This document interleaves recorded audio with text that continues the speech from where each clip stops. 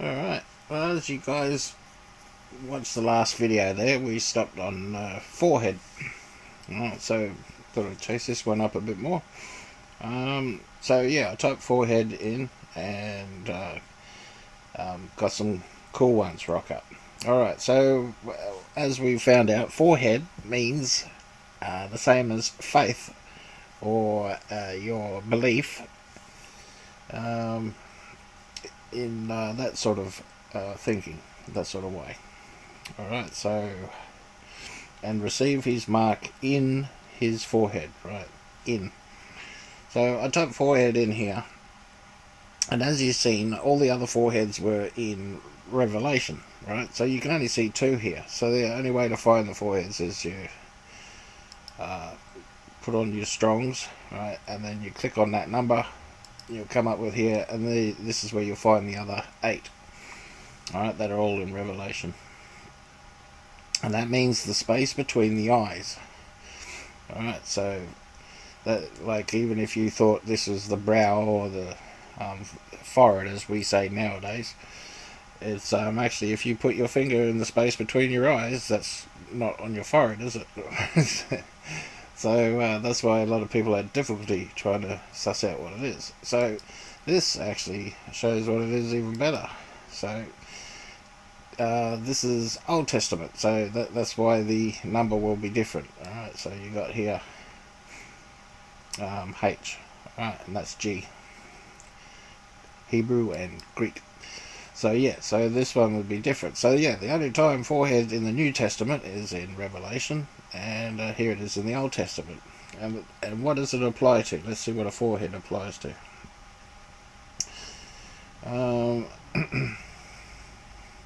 Well, this one, yeah, it sort of says it, as an adamant harder than flint I have made thy forehead. Right, so he's made you hard-headed. Behold, I have made thy face strong against their faces, and your forehead strong against their forehead. So he's become hard-headed, strong-headed.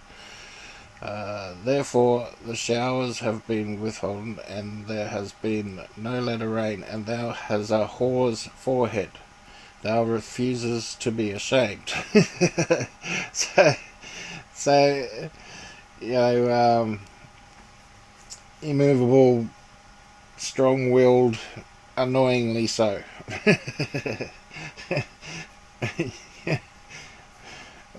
So yeah, so now I'm starting to understand all this stuff. It's just opened up so much. So even rose up his forehead before the priests. Alright, so when it's saying forehead in the Bible, it's talking about your mentality.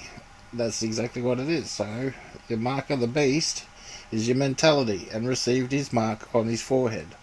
It's mentality. Now, as I said, this will open up this a bit more, and this will start to make more sense too. The Revelation 1.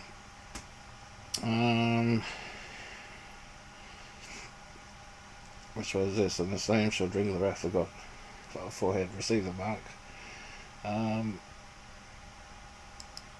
Anyway, yeah, I was thinking here, and upon her forehead was the name written, Mystery Babylon Great. So on her mind all the time, right? And on her mind all the time was mystery.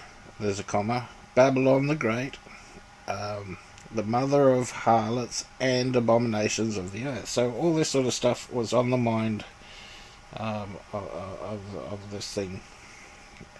I'd say it's a group of people or whatever, and that's what they like.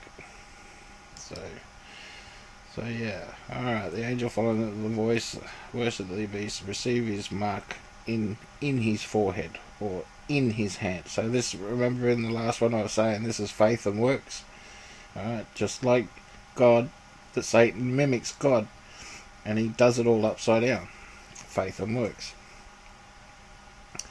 Yeah, so you see here in Ezekiel, you go through there and then you can get a bit of understanding. As adamant harder than flint I have made thy forehead.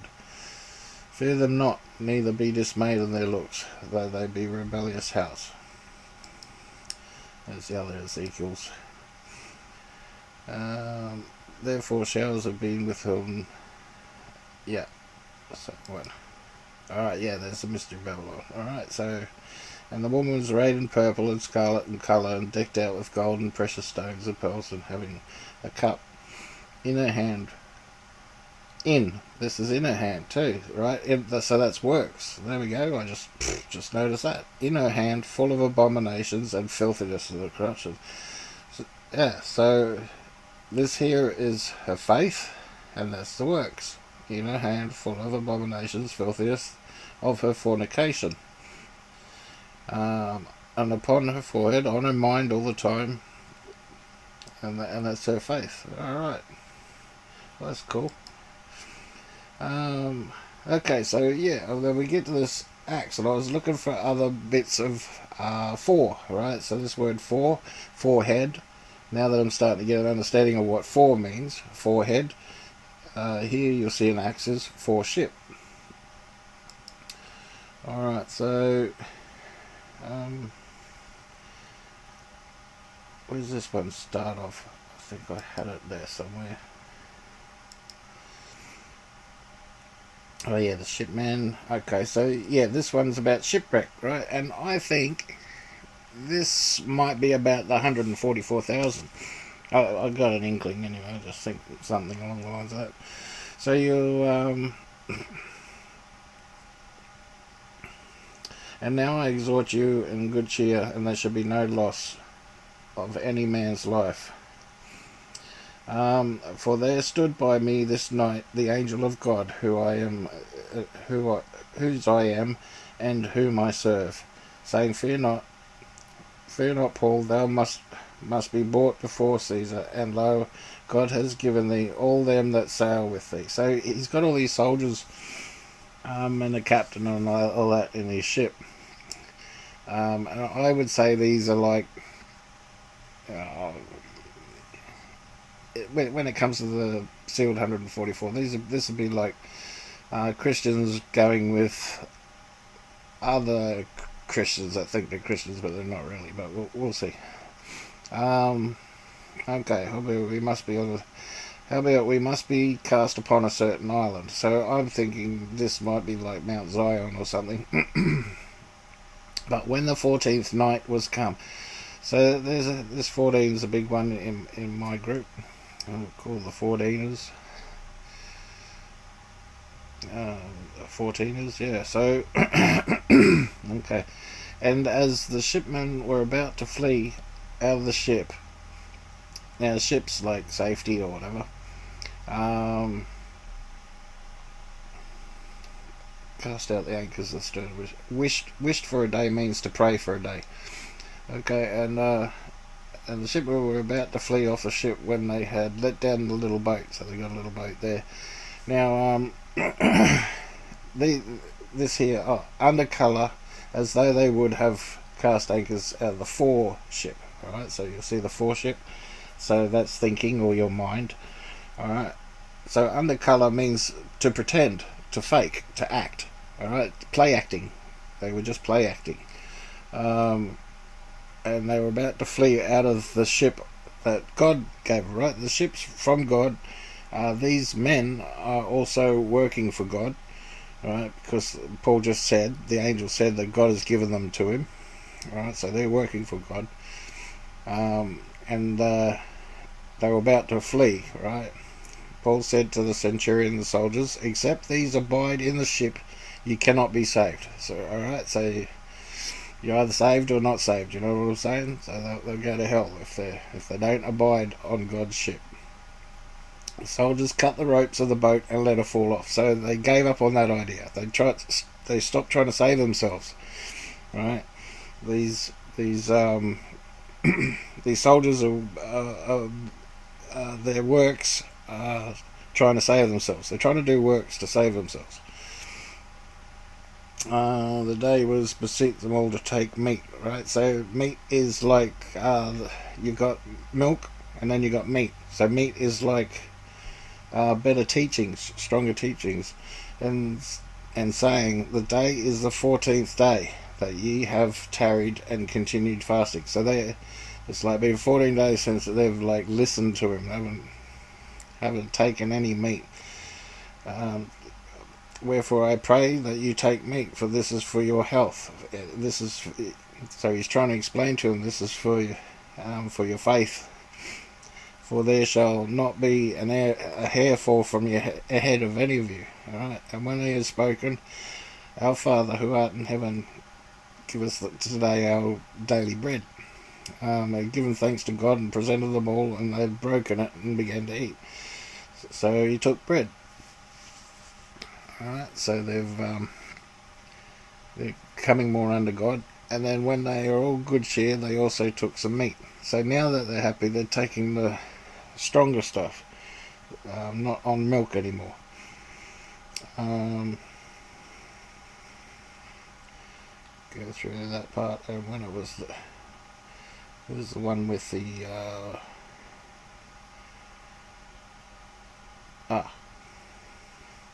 and when it was day, they knew not the land, but they discovered a certain creek with a shore, into which they were minded.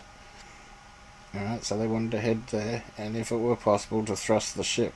Alright, and when they had taken the anchors, they committed themselves unto the sea, and loosed the rudder bands, and hoisted up the mainsail in the wind. So when you talk about sea in the Bible, it's usually about people.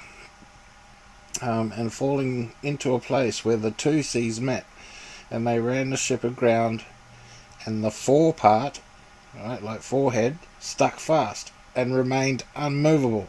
Alright, so can't change its mind. And this, I think, is like the 144 being sealed. But the hinder part was broken off with the violence of the waves. So they're now in that island they wanted to be on, which I think is Mount Zion.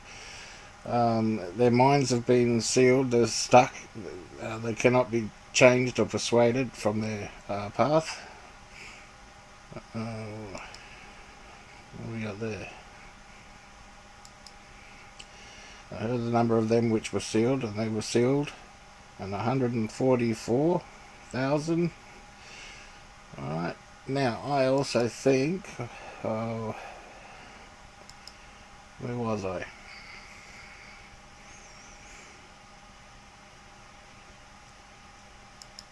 I hate it when I do that.